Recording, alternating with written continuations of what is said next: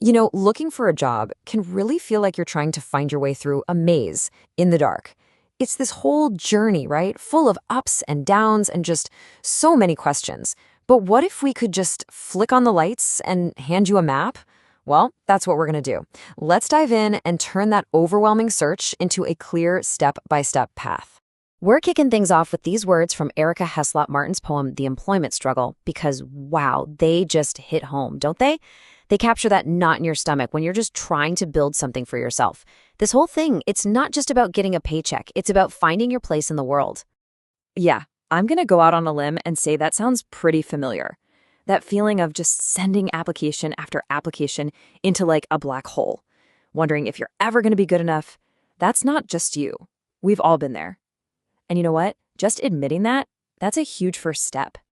All right, so here's our game plan. First, we're going to talk about that universal struggle, really get into it. Then, we'll shift gears and get into the practical stuff, how to decode a job ad, how to put together an application that actually gets noticed, and, of course, how to nail that interview. And we'll wrap it all up by talking about the mindset that's going to carry you through. So, before we even touch resumes or cover letters, let's talk about what's going on in your head through all of this. That poem we started with, it just perfectly lays out the emotional roller coaster that every single job seeker has to ride. I mean, look at this. This really feels like a treadmill, doesn't it? You go out, you get the education, you get the qualifications, and then you're told you're overqualified. Or, my favorite, you don't have enough experience. It's the classic catch-22, all while the bills are piling up, making that contract gig with zero benefits look kind of tempting. It's a frustrating cycle for sure, but it's a totally normal part of the hunt. Okay, we've sat with the struggle for a bit. Now, let's get down to business. The very first tool you need is learning how to read a job ad. I mean, really read it, and figure out what they're actually looking for. Let's look at a few together.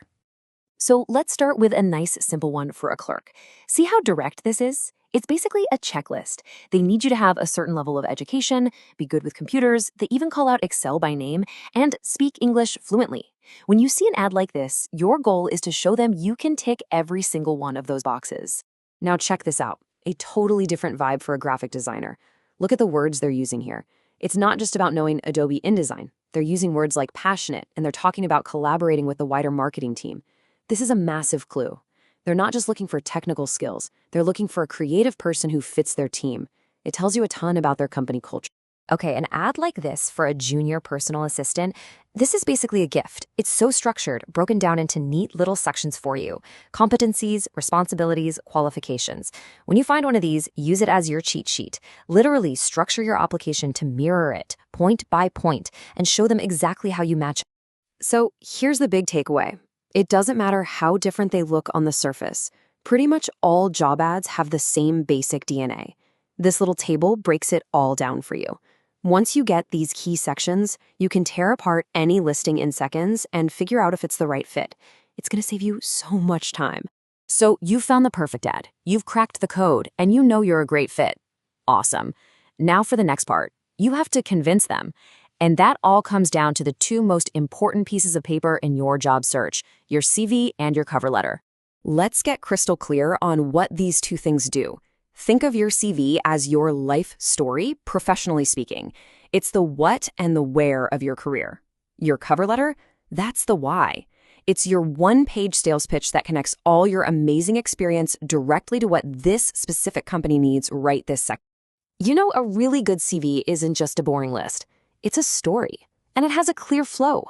You want to start with a punchy summary that hooks them, then lay out your education, your biggest wins, your work history, and your skills. This structure here, it's not random. It's designed so a super busy recruiter can scan your entire professional life in less than 30 seconds and instantly see your value. This quote right here, it's the perfect example of what a great cover letter does. You're not just saying, hey, I have some skills. You're making a bold claim. My specific skills make me the ideal person for this specific job. See the difference? It's confident, it's targeted, and it's so much more powerful. So you did it. Your application cut through the noise. They're impressed, and they want to talk to you.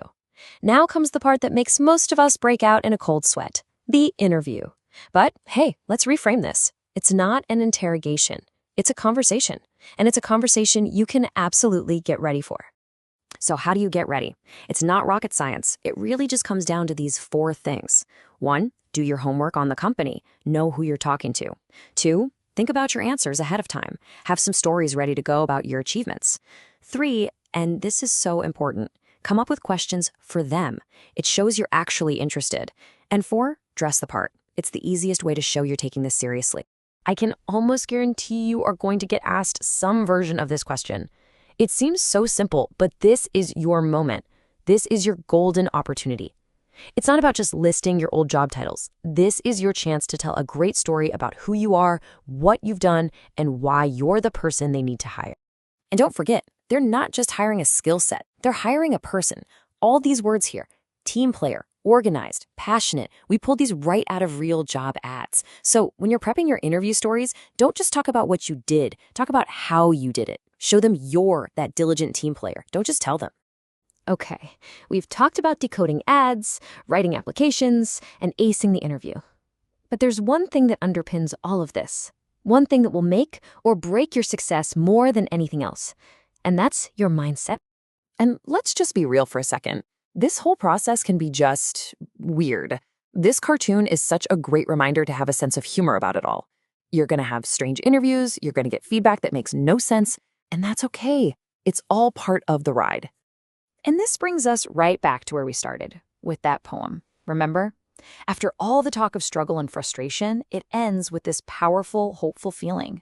Because the real keys to getting through this whole thing, they aren't just on your CV. They're inside you. Perseverance, determination, creativity, enthusiasm. Those are your real superpowers. Look, the employment struggle is 100% real, but it is not impossible to overcome.